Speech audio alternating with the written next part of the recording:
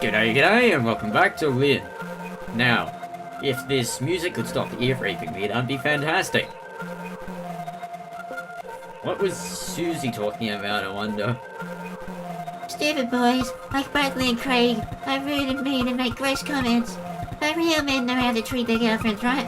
Oh yeah, it was by spending money on them. Because that's all girls want, right? To have money spent on them. I don't think that works in reality, though. Why is that? Question mark?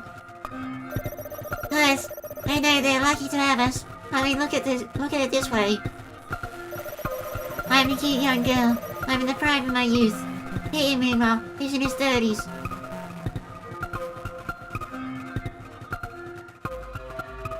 I have so many questions, but I shall not air them here.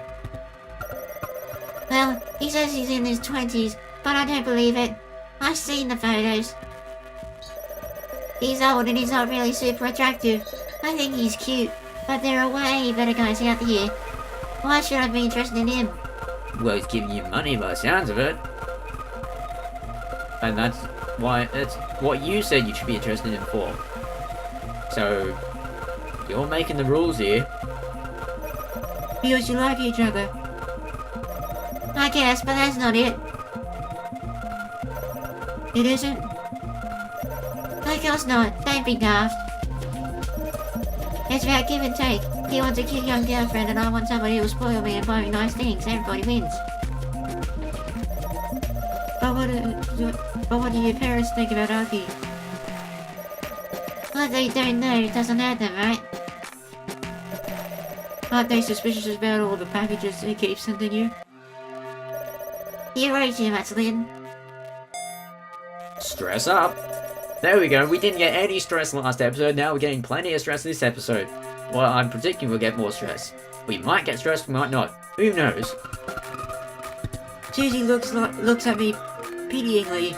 She always looks at me like that, like I'm slow in the head. So what if she's had a couple of boyfriends? That doesn't make her more mature than I am. But judging by the way she talks, you'd think she was far older. You should have a little. That's why you never had a boyfriend yourself. Outlive a little. I don't think I want one. She might not be into that. Wink wink, nudge nudge. You will, give it time. More stress.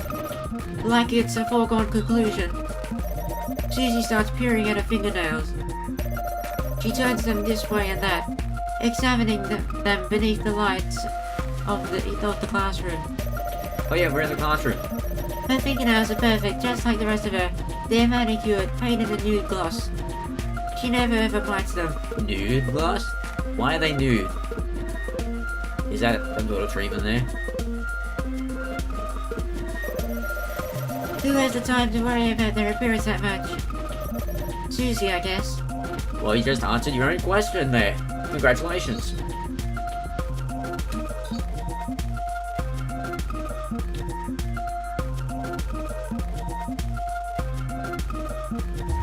My bird's being rather loud right now, so you might be able to hear him.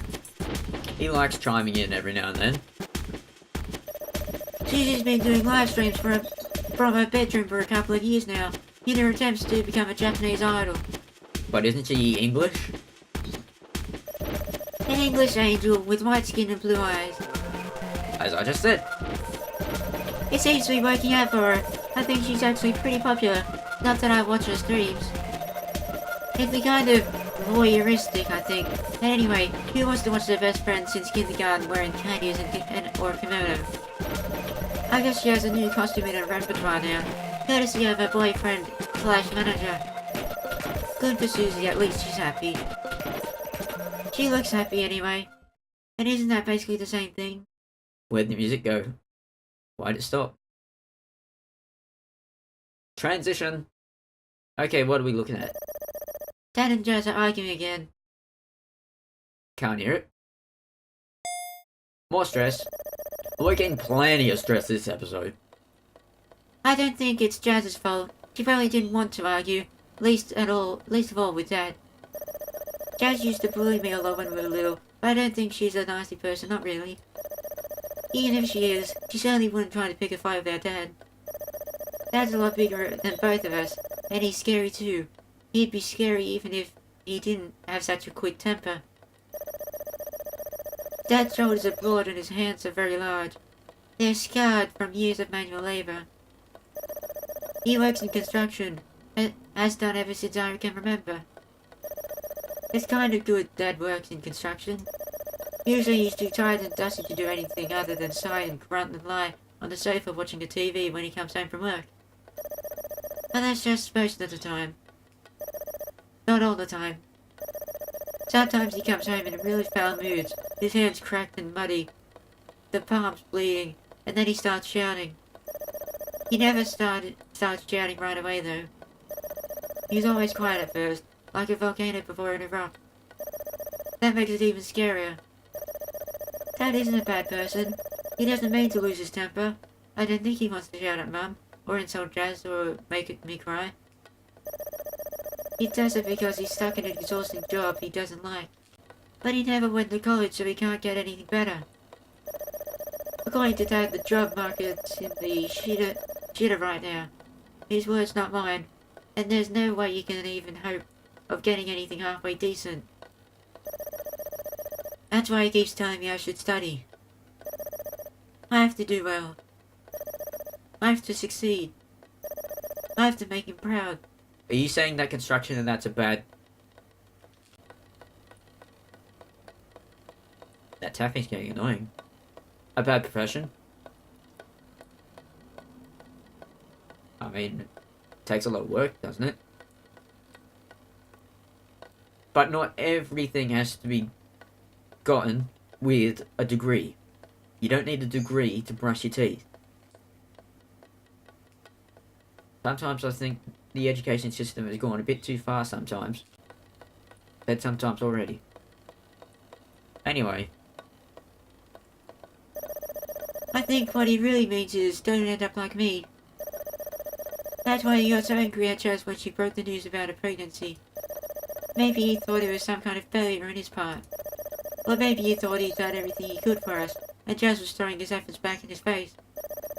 He's argued with Jazz on an almost daily basis since then. Jazz isn't like me, and she doesn't get scared easily, so she always argues back. Dad started to have a go at Jazz as soon as he got home today, and then she tried to defend herself, and things got worse from there. Mum asked Dad to stop, but he just shoved her away. Stay out of this, Marigold. It has nothing to do with you. Mum tried to say it did have something to do with her, because Jazz is her daughter. Then Dad gave her this look and Mum did herself away in the kitchen. Dad and Jazz are still arguing even now. I can hear them downstairs, their voices echoing through the house. Oh, it's the dad talking. So you just sat at home and did nothing again. You're wasting your life. Well, what do you expect me to do? I'm 6 months pregnant. I don't want to risk hurting the baby. The baby. It's always the fucking baby. You should have thought about that before you gave yourself the first man that asked. To the first man that asked. I already told you, it was a party, I was drunk. Don't get drunk. And that makes it all the better, does it? I wasn't saying that, I don't want to hear it. I didn't raise my only daughter to be a slut. Only daughter? I thought you had 2 daughters. More stress. Loads of stress this episode. I wish the walls in this house weren't so thin. I can hear them yelling even though I'm in the upstairs bathroom. Oh, you're in a bathroom. I think the neighbours can hear too. We've had noise complaints more than once. The arguing got so bad at one point, Jazz moved out to live with one of her friends for 3 weeks. Mum cried and thought she'd never come back, but she did. Dad cried too. He hugged Jazz and called her his baby girl and said he was sorry. He was so sorry. He said he'd never shout at her like that again. But look at him now. He was wrong. I stare at the ceiling, the beige paint is peeling and mold is sprouting in the corners. The water, now lukewarm, pools around my body. The tap is faulty and it drips over and over again into the already over full bathtub. It's not loud enough. not loud enough to drown out the noise. There's always so much noise. I sink back into the tub, submerge myself completely. I want to hide from it all, everything. More stress. There are rolls of fat on my tummy, and my legs need shaving. They're nicked here, and there with a small scar from my last attempt. I have PE tomorrow. It's my least favourite lesson, I can't stand it. I don't like getting changed in front of my classmates. I always worry compared to everyone else that my body looks all wrong. I close my eyes, the water flows around my head. It worms its way inside my ears. It's harder to hear Dad dress like this. The sound is distorted like it's happening on an alien planet millions of light years away. I think I'd prefer that. I'd like to live in space if it meant I could be alone. No Dad, no Mum, no Jazz, no Susie, no Lynne either. I wonder what Lynne's house is like. I bet it isn't like this. Transition, are we done with that? Okay, where are we?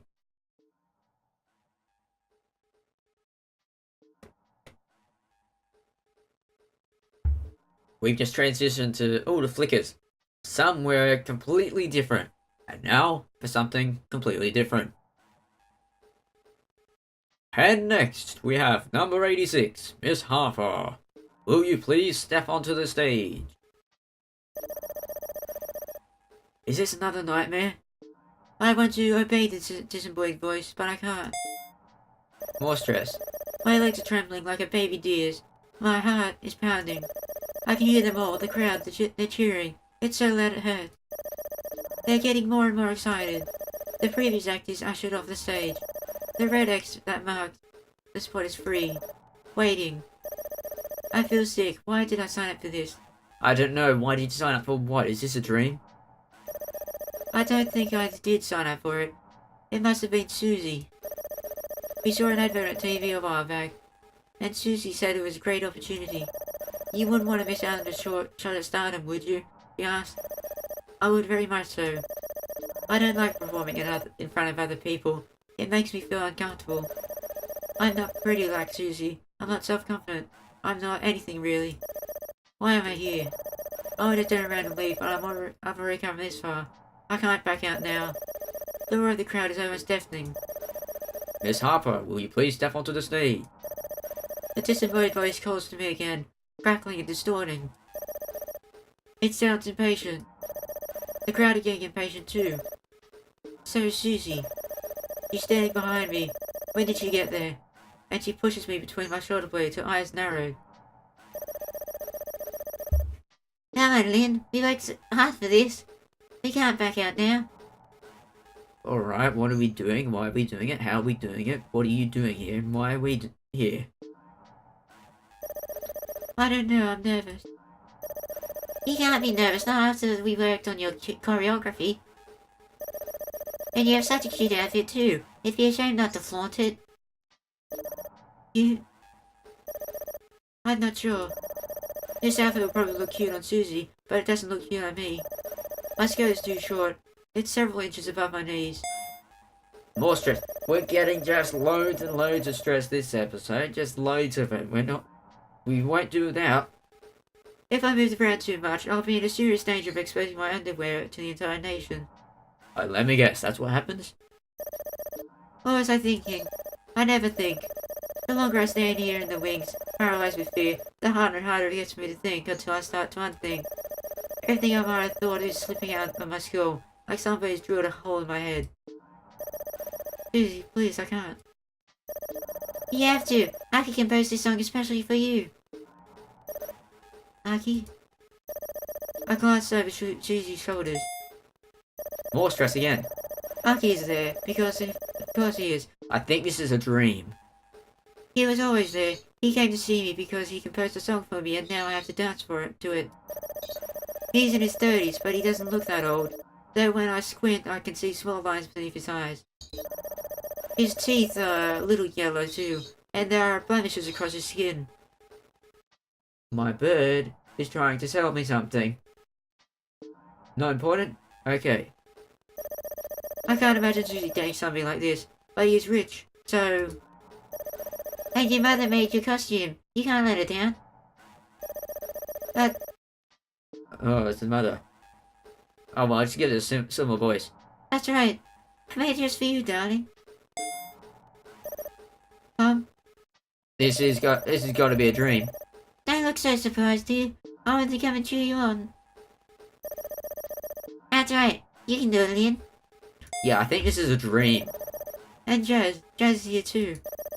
Why wouldn't Jazz be here? If Aggie's here, who I am sure I've never met before, it makes sense Jazz would be here too. I'm not sure about Dad, but maybe he was so ashamed at the thought of his favourite daughter making a fool out of herself on national television that he couldn't bear to show up. I don't think I can blame him. Miss Harper, if you are there, will you please come out onto the stage? The audience are stamping their feet against the floor. I can hear them. They stamp over and over again. It echoes inside my skull. Good lord, there's a lot of stress today. The anxiety is just going through the roof. My heart pounds harder and harder. You can do it, Lynne. Are we gonna wake up and sweat? Lie back down. You're meant to be the smart one. I think this is a dream. I always wanted at least one of my children to amount to something. Hey, what about me, Mum? You worry too much, Lynne. You need to live a little. That's why you never had a boyfriend. I'm pretty sure this is a fever dream. I feel like I'm going to be sick, but maybe Susie's right. I don't know. I do need to live a little. I can't give up before I've tried. I breathe in deeply and square my shoulders. My stomach churning and I think I'm going to be sick, but I try to suppress it. The show must go on. The show will go on, whether I want to or not. More stress. The lights on the stage is far too bright. The roar of the crowd is deafening. I feel like I've been tossed off the side of a ship. I'm drowning in sounds and sensations. There are so many colours I can see see the white lights flickering inside my eyelids when I blink. Oh yeah. When she was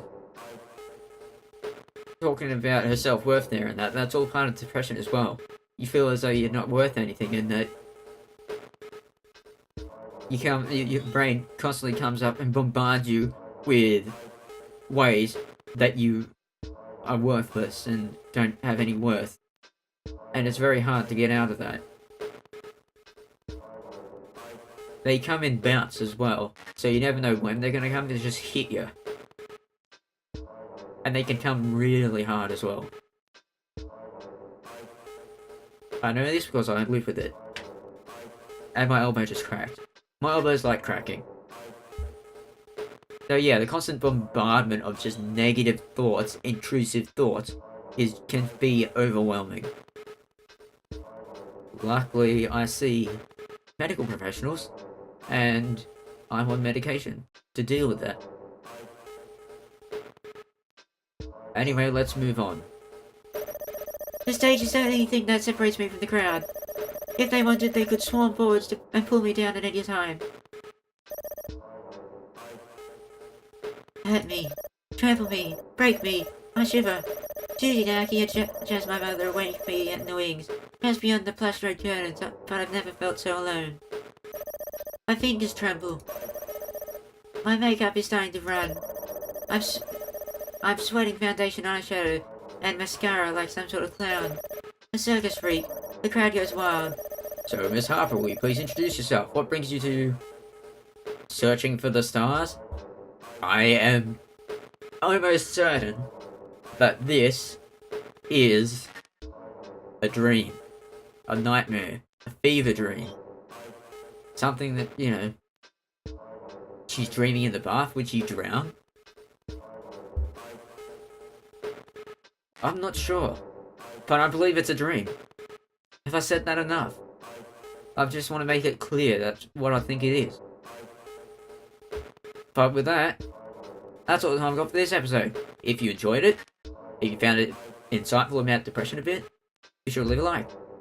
If you enjoy what I do, why not subscribe? With that said, thanks for watching, have a fantastic day, and be sure to tune in next time. Cheerio. Yeah, I can hear you, bird. My bird likes squawking.